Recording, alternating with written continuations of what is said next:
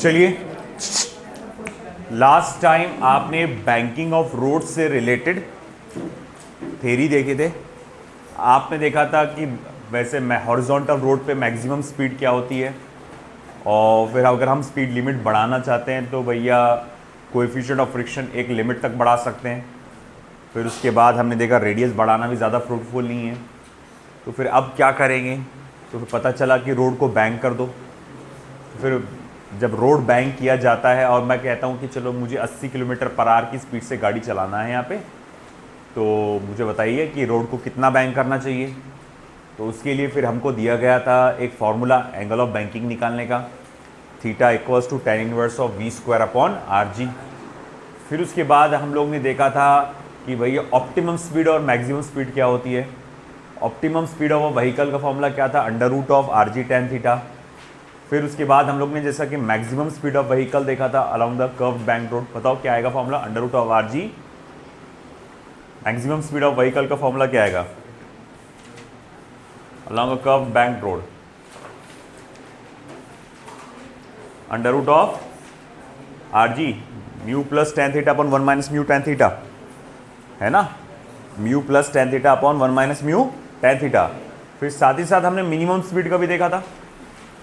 Minimum speed का formula क्या था, under root of RG tan theta minus mu upon 1 plus mu tan theta, है ना, ये मिनिमम स्पीड का था। हमने डेथ ऑफ वेल का भी देखा कि अगर हम जानना चाहते हैं कि किसी गाड़ी को आप भगाना चाहते हैं कम से कम कितनी स्पीड से, under root of RG upon mu. तो ये हमने डेथ ऑफ वेल का भी फॉर्मूला डिराइव किया था, इजंट इट। तो चलिए अब इसी पर बेस्ड हमको न्यूमेरिकल्स देना है ना। चलिए देखते हैं पहला हमारा क्वेश्चन आज का।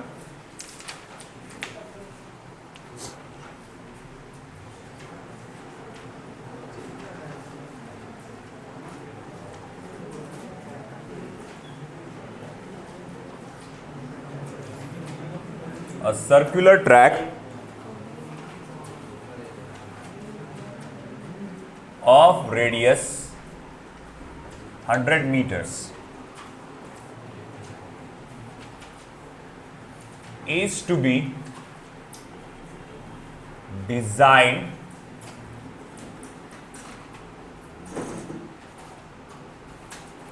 for vehicles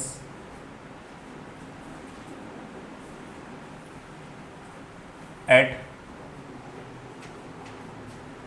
an average speed of 72 kilometers per hour.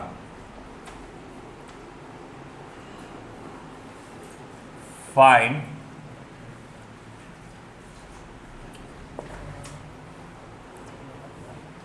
the angle of banking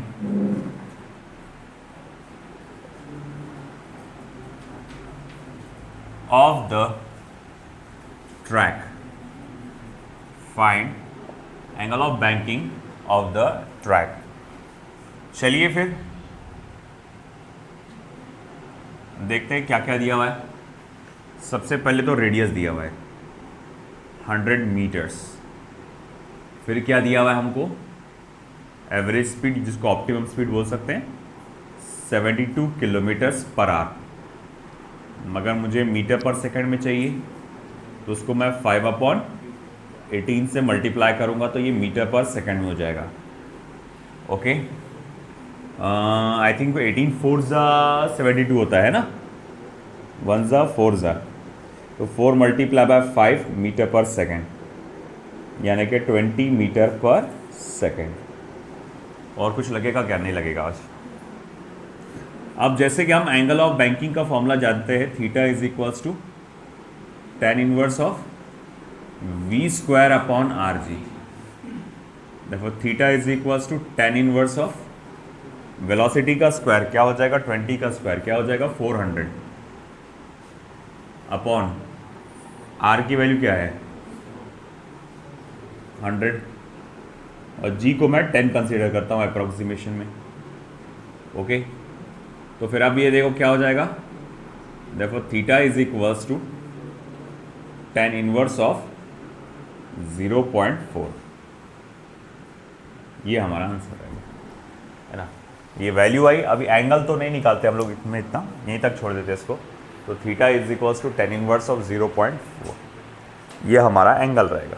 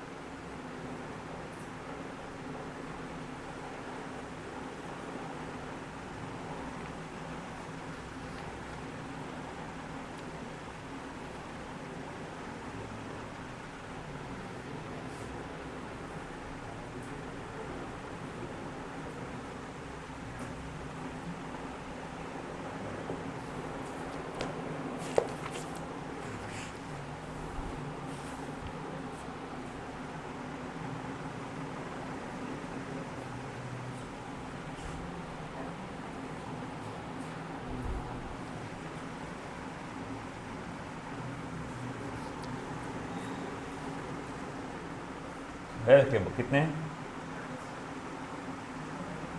दो चार तरह वार्निंग दे दो उनको, और ज़रा घर पे एक आपके कॉल करके देख, जान दो 8-10 21 किस को घर पे कॉल करेंगे। छोड़ भेजो अंदर, कुछ देख दूँगी। ऐसा हर मामला सीधी होती नहीं, कितना भी बोल दो।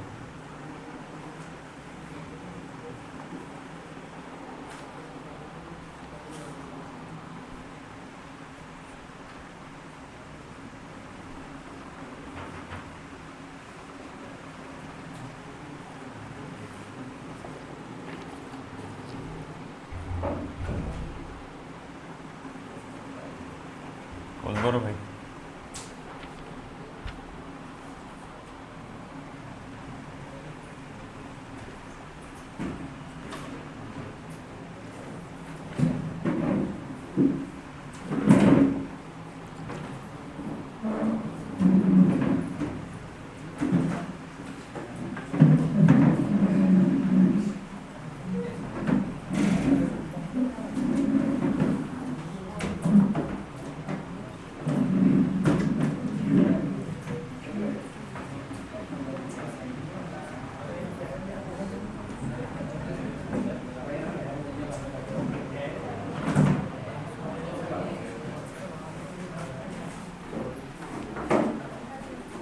टाइम क्या था वैसे लेक्चर का, क्लास का? अभी क्या टाइम हो रहा? 9:15 से ज़्यादा हो रहे होंगे। हाँ, तुम लोगों की तरह तुम लोग को इतना टाइम का वो नहीं है था, है ना?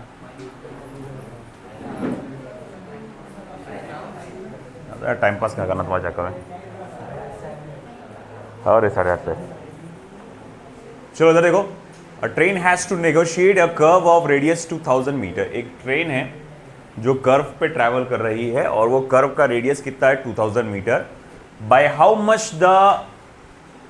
Should the outer rail be raised with respect to inner rail for a speed of 72 kilometre per hour. तो बाहर की जो रेल है उसको कितना ऊपर उठाना पड़ेगा इनर रेल के मुकाबले, मतलब एच पूछा है उसने, हाइट पूछा है, सो दैट वो गाड़ी की तो ट्रेन की स्पीड कितनी होना चाहिए 72 किलोमीटर पर आवर। दूसरी बात उसने ये बोला कि देख the distance between the rail is 1 metre. वो पटरियों के बीच का जो डिस्टेंस है वो कितना आता है 1 मीटर आएगा। थोड़ा डायग्रामेटिकली देखेंगे होगा क्या यहाँ पर कि देखो, वैसा तो देखा जाए तो अगर हॉरिजॉन्टल सरफेस पे ये एक रेल रहेगी, रेल मतलब पटरी, ये एक पटरी रहेगी ऐसी जाती हुई और सामने ये एक पटरी रहेगी। मगर ये जैसा कि आपने देखा कि यहाँ टर्न आ रहा है, तो टर्न आने की वजह से एक पटरी को ऊपर उठा दी थोड़ी सी, बाय हाइट एच आपने ऊपर उठा दी, है ना। तो यही हाइट एच के बारे में उसने पूछा है। और ये दो पटरियों के बीच का जो डिस्टेंस है वो कितना दिया हुआ है आपको 1 मीटर्स। ओके, तो उसने पूछा है कि आपका डिस्टेंस बिटवीन द रेल क्या हो, 1 मीटर है, तो बताओ एच की वैल्यू क्या होगी। आपने देखा होगा ना मीटर, ये कई बार ये 1 मीटर बोलने के बजाय सिर्फ एक वर्ड बोलता है मीटर गेज ट्रेन। जब आप जाते होंगे रेलवे स्टेशन पे आप देखे होंगे, वो बोलते छोटी पटरी बड़ी पटरी, ना तकरीबन हम लोग 3-4 ऐसा देखते हैं वेरिएशंस। एक हमारी जो बड़ी लाइन जिसको बोलते हैं, जो अपने हावड़ा मुंबई साइड में चलती है, तो वहाँ पर जो पटरियों के बीच का डिस्टेंस जो होता है वो अराउंड 1 मीटर होता है, जिसको 1 मीटर गेज ट्रेन बोलते हैं। वहीं अगर आप नांदेड़ साइड जाते हैं, नांदेड़ साइड जाने के लिए जो ट्रेन यूज़ होती है वो छोटी पटरी का इस्तेमाल करती है। शायद मुझे पक्का तो मालूम नहीं है, मगर आई थिंक शायद से 0.75 मीटर्स होता है वो। और अगर हम लोग और अगर लोकल्स का जब देखेंगे, जैसे जनरली जो आप उसी के बाजू में आज अकोला में अगर देखा जाए सबसे लास्ट का जो स्टेशन है ना, आकोट साइड का जो जाता है, तो उसकी जो पटरियाँ और भी ज़्यादा छोटी होती है। और एक अगर आप जब जनरली जब सिकलदरा जाते हैं तो एक अंग्रेज़ की एक ट्रेन है जो अभी तक की चलती, हाँ, एकदम छोटी पटरी उसकी किसी हो 0.5 उसका जो कुछ ऐसे फिट वो विड्थ है, वो अंग्रेज़ों की ट्रेनें बोलते हैं अभी भी वो, उसका टैक्स आज तक बोलते अंग्रेज़ों को जाता।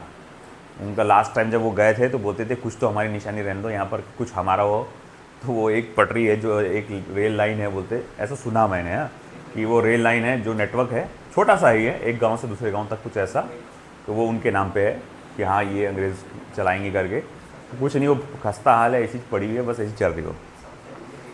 तो देखो बहन, अपने को थीटा चाहिए।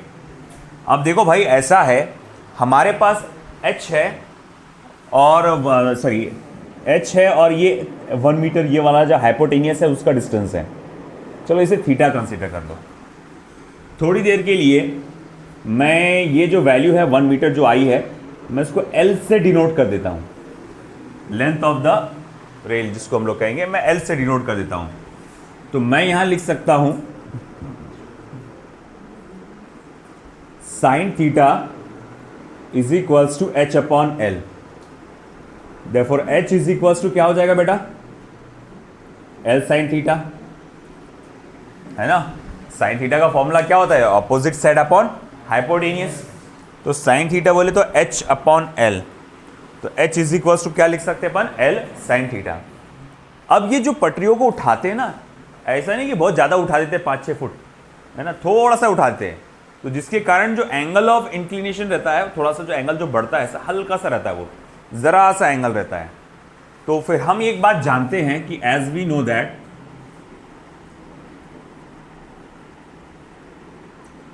इफ थीटा इज स्मॉल, अगर थीटा स्मॉल रहा तो साइन थीटा को आप approximately equals to tan theta बोल सकते हैं।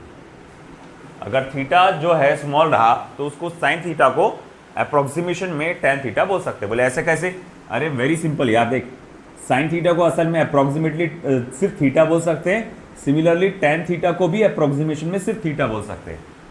ये आज जब ट्रिग्नोमेट्री पढ़ाया था मैंने तब बताया था आपको कि जब थीटा स्मॉल होता है तो sine theta approximately equals to theta होता है, और इवन टेन थीटा भी अप्रोक्सीमेटली इक्वल्स टू थीटा होता है। तो अब RHS कैसे आ रहे, सेम आ रहे, RHS कैसे आ रहे, सेम आ रहे, तो LHS को भी अपन सेम बोल सकते हैं ना। तो इसीलिए साइन थीटा को approximately equals to tan theta बोला मैंने। तो फिर चलो ठीक है, अगर ऐसी बात है तो ये फॉर्मूले को थोड़ा सा ऐसा लिख डालो फिर कि HL साइन थीटा के जगह HL टेन थीटा, और टेन थीटा का फॉर्मूला क्या है, v² अपॉन RG। चलिए अब हमारे पास L कितना है, 1 मीटर, ओके, v का स्क्वायर ही है। देखो वेलोसिटी 72 किलोमीटर पर आवर, अभी थोड़ी देर पहले भी वही वैल्यू थी, मीटर पर सेकंड में कितना होता है वो 20, उसका स्क्वायर क्या हो जाएगा 400 अपॉन R कितना है 2000 इंटू G यानी कि 10। तो चलो भैया करो भाई कैलकुलेट, गया 0 गया 0, ये गया ये गया, तो फिर ये कितना हो जाएगा फिर आपका 4/2 मल्टीप्लाई बाय 10⁻⁻², है ना, 4/200 रहेगा ना। तो उसको क्या लिख सकते हैं, 4/2 को 2 लिख सकते हैं, और नीचे का जो 100 था उसको ऊपर लेके चले गए, तो 10⁻⁻² मीटर्स, यानी h इज इक्वल्स टू आप लिख सकते हैं 2 सेंटीमीटर्स। तो आप सिर्फ 2 सेंटीमीटर उसको ऊपर उठाएंगे, है ना, लिख लीजिए।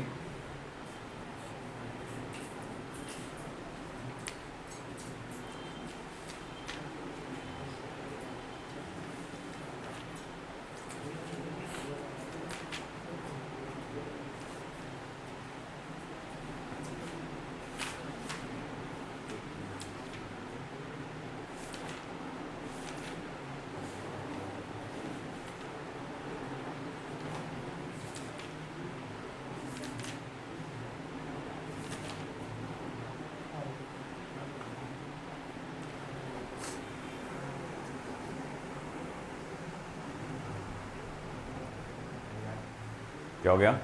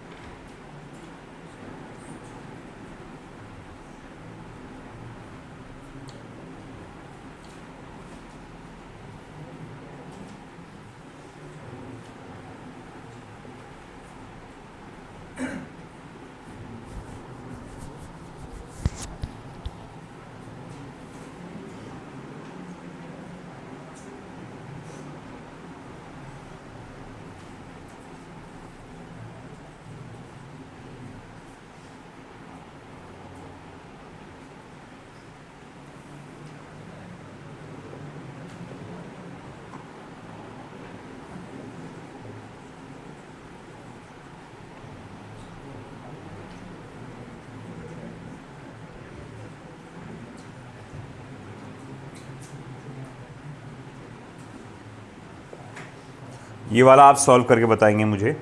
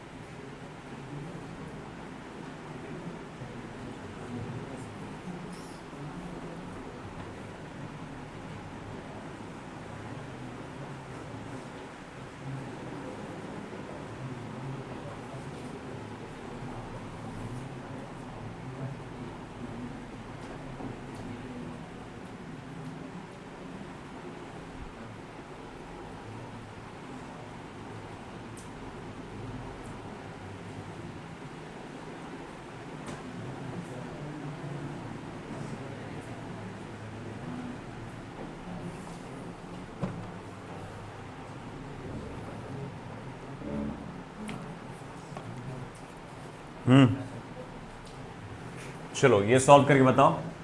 अ cyclist speeding at 18 kilometre per hour, cyclist की स्पीड जो है वो 18 किलोमीटर पर आवर है, takes a sharp turn, sharp circular turn of radius 3 metre. वो एक शार्प सर्कुलर टर्न लेता है जिसका रेडियस क्या होगा, 3 मीटर होगा, विदाउट रिड्यूसिंग द स्पीड, मतलब उतनी स्पीड से ट्रैवल कर रहा है। तो coefficient of static friction between the tyres and road is 0.1, tyre और रोड के बीच का कोएफिशिएंट ऑफ स्टैटिक फ्रिक्शन 0.1 है। Will the cyclist slip while taking the turn, तो भैया टर्न लेते वक्त क्या साइक्लिस्ट स्लिप हो जाएगा या नहीं। चलिए करिए कैलकुलेट, बताओ मुझे क्या होगा।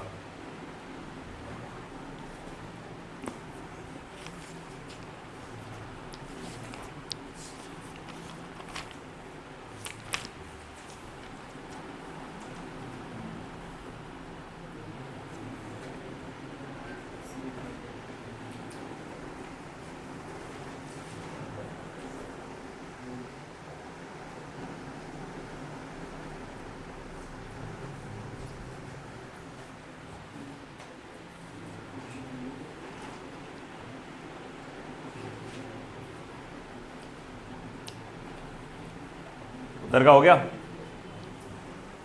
वो वाला हो गया। चलिए एक और क्वेश्चन देते हैं आपको एनसीईआरटी का।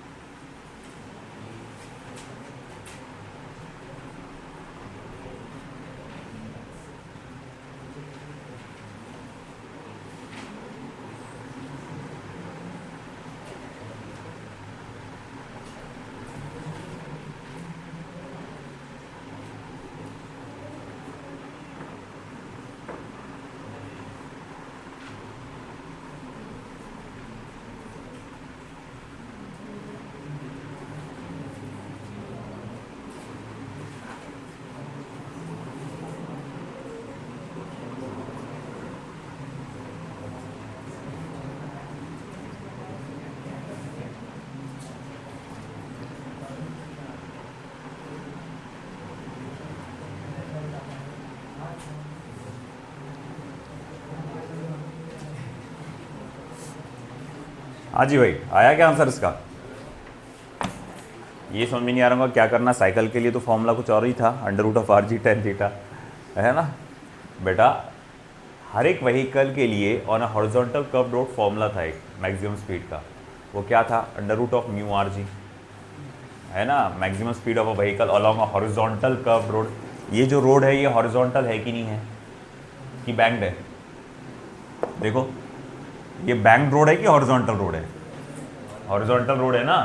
तो भैया हमारे पास हॉरिजॉन्टल रोड का फॉर्मूला क्या था? Vmax is equals to √μ(r(g), ठीक है ना। अब यहाँ कोएफिशिएंट ऑफ फ्रिक्शन कितना है? 0.1। रेडियस कितना दिया हुआ है? 3 मीटर्स।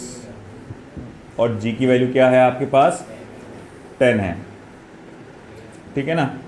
ये 0.1 10 से मल्टीप्लाई होगा 1 हो जाएगा। 1 मल्टीप्लाई बाय 3 क्या हो जाएगा? √3। और √3 की वैल्यू क्या होती है? 1.732 मीटर पर सेकेंड। मतलब वो उस रोड पर साइकिल इतनी स्पीड से टर्न ले सकती है। और वो कितनी स्पीड से ट्रैवल कर रहा है? तो मैं बोलूँगा साइकिलिस्ट की जो कहा जाएगा स्पीड है वो कितनी है? 18 किलोमीटर पर आवर। अब मीटर पर सेकंड में कन्वर्ट करो तो 5/18 यानी क्या? 5 मीटर पर सेकंड। मतलब क्या? लिमिटेड स्पीड से वो ज़्यादा से ट्रैवल कर रहा, तो फिर क्या हो जाएगा? गाड़ी तो फिसल जाएगी, है ना, साइकिल फिसल जाएगी। तो मैं लिखूंगा since speed of cyclist is greater than maximum speed, तो फिर बाद में हम लोग कहेंगे the cycle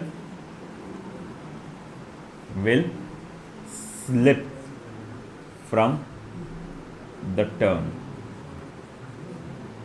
the cycle will slip from the turn. लिख लीजिए बेटा।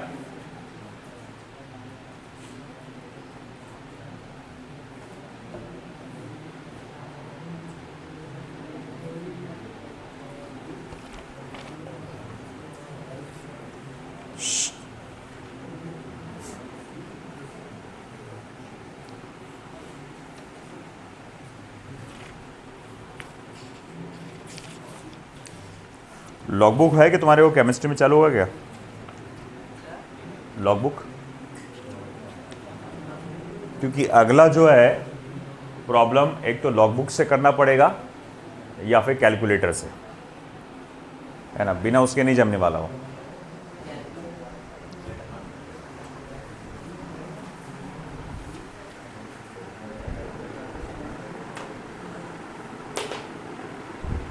ये क्वेश्चन लिखो, उसके लिए स्पेस छोड़ दो, क्योंकि मैंने आपको लॉगबुक बताया नहीं, अभी कराया नहीं प्रैक्टिस, तो जब मैं लॉगबुक प्रैक्टिस करा दूंगा उसके बाद ये कराऊंगा। एक पेज तो नहीं, हाँ छोड़ दो, एक पेज छोड़ दो, ये क्वेश्चन लिखकर उसके नीचे का पेज छोड़ो। हाँ थोड़ा बड़ा जाएगा वो। मैक्सिमम पॉसिबल स्पीड भी पूछा है ना उसने।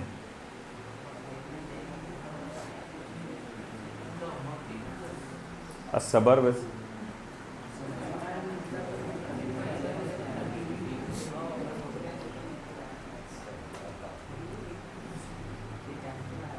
टाइम क्या हुआ? 9:10 ना, ठीक।